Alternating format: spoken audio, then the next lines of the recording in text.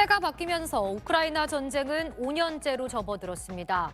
종전 협상이 진행되곤 있지만 러시아의 다음 표적이 될 수도 있다는 우려에 유럽 여러 나라가 긴장을 놓지 못하고 있습니다. 유럽에서 가장 긴 국경선을 러시아와 맞대고 있는 핀란드에 권영인 특파원이 나가 있습니다. 권 특파원, 지금 있는 곳이 어디입니까? 네, 제가 있는 이곳은 핀란드의 러시아 접경 지역 13번 국도입니다. 매년 200만 명의 러시아 사람들이 이 핀란드를 오가던 그런 곳입니다. 그런데 지난 2023년 11월 15일부터 이 길을 포함해서 러시아와 맞닿은 국경 전 구간이 폐쇄가 됐습니다. 제가 그 안으로 들어와서 직접 취재를 했습니다. 가장 먼저 마주한 건 누이야마 검문소였습니다. 출입문은 굳게 닫혔고 출입국 심사 게이트도 불이 꺼져 있습니다. 검문소 직원 150명은 모두 국경 경계 근무로 임무를 바꿨습니다. 저기 철제 장벽 너머가 바로 러시아 땅입니다. 지금 핀란드와 러시아 국경을 따라서 철제 장벽들이 설치가 되고 있는데요. 민간인들은 바로 여기까지만 출입이 가능합니다. 핀란드는 남북한 휴전선의 6배에 달하는 러시아 국경 1340km 중 지난해 140km 구간에 철제 장벽을 설치했습니다. 러시아와 왕래가 잦았던 쪽부터 막았는데 올해 말까지 총 200km의 철의 장막을 세울 예정입니다. 러시아가 난민들을 대거 핀란드로 밀어내고 있기 때문입니다. 핀란드는 이를 사회 불안과 정치적 혼란을 노린 러시아의 계략으로 보고 있습니다. Tilanne ennen sitä oli rauhallinen, mutta sitten tämä välineellistetty maahantulo alkoi ja pikkuhiljaa määrät nousivat kymmenistä satoihin. 러시아로 이어지는 400개 이상의 물길과 국경지대 국제공항도 모두 폐쇄됐습니다. Joo, suoraan yli tonne siellä on Saimaan kanava jatkuu 30 kilometriä. siellä on 안보 불안에 지역 경제는 큰 타격을 입었습니다. 러시아인들이 찾던 휴양도시 상가는 줄 폐업했고 실업률도 15%까지 치솟았습니다.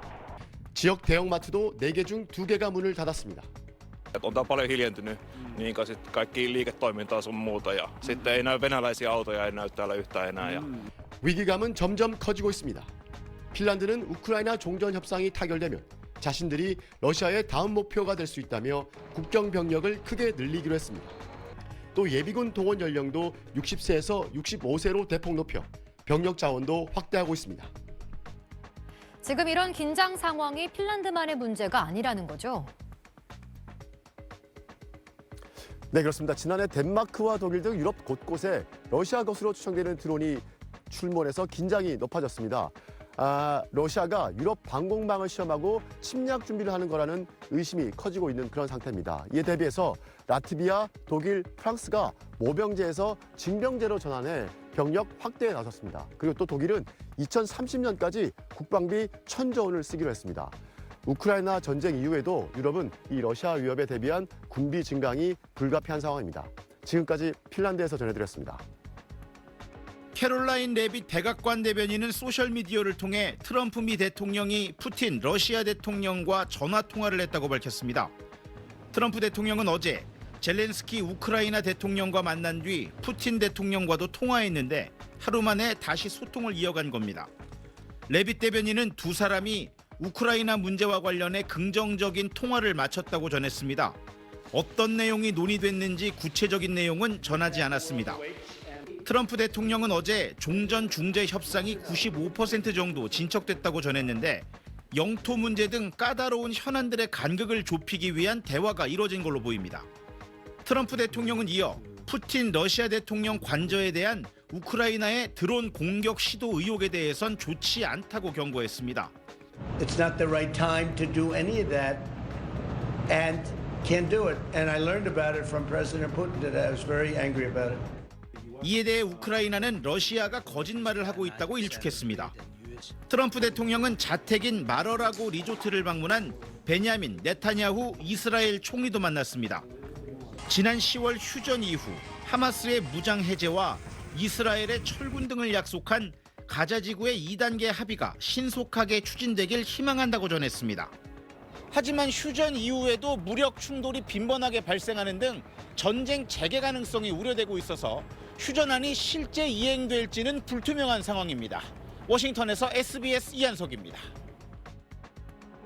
러시아군 드론이 우크라이나 수도 키이우 상공을 날아갑니다. 5층짜리 민간인 아파트에 드론이 충돌하면서 폭발음과 화염이 솟구칩니다. Я думала до нас в квартиру. Дочку вообще-то волной вынесло в коридор. Ну, короче, перелякалась. Ну, что тут можно сказать?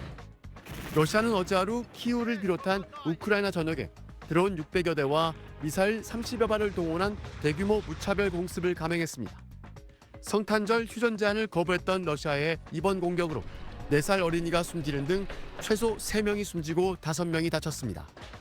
서부 지역 국영 에너지 시설도 공격을 받아 우크라이나 전역에서 정전 사태까지 발생했습니다. 러시아 모스크바에서는 지난 22일 러시아 군 장성이 폭탄 테러로 숨진 데 이어 같은 장소에서 우크라이나의 보복으로 추정되는 폭탄 테러가 또 발생해 경찰관 등 3명이 숨졌습니다. 교황 레오 14세는 내일 성탄절 하루만이라도 휴전할 것을 촉구했습니다. Molto tristezza in questi giorni è il fatto che apparentemente la Russia ha rifiutato la richiesta di una tregua di Natale, che ci sia 24 ore, un giorno di pace in tutto il mondo. 젤렌스키 우크라이나 대통령은 현재 전선을 동결하고 비무장지대를 설정하는 내용의 종전 협상안을 미국이 러시아에 전달했다고 밝혔습니다. 이렇게 되면 우크라이나 전략 요충지인 돈바스 지역 90%와 남부 전선의 절반 이상을 러시아에 내주게 됩니다. 종전 협상안 검토에 들어간 러시아는 동부 시베르스크를 함락하는 등 영토 확장을 위한 파상 공세를 멈추지 않고 있습니다. 파리에서 SBS 권영현입니다.